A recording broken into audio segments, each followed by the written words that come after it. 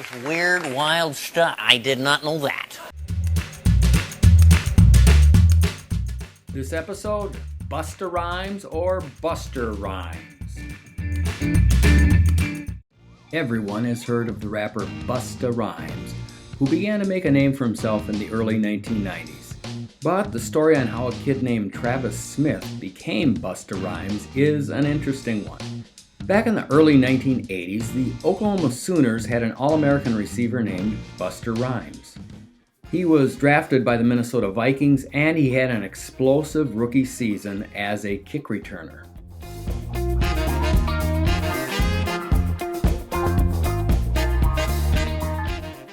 In fact, he was so good that as a rookie he set an NFL record for most kick return yards in 1 year.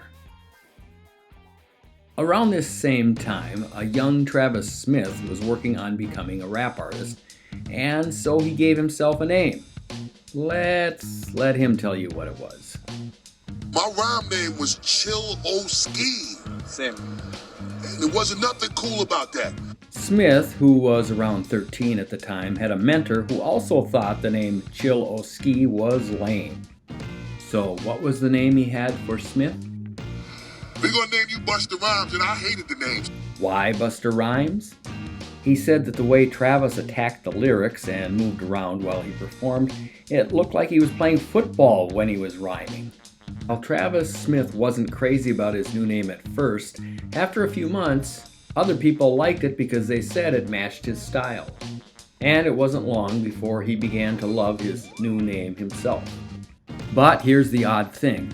At that time, the newly named Busta Rhymes didn't even know who the NFL player Buster Rhymes was.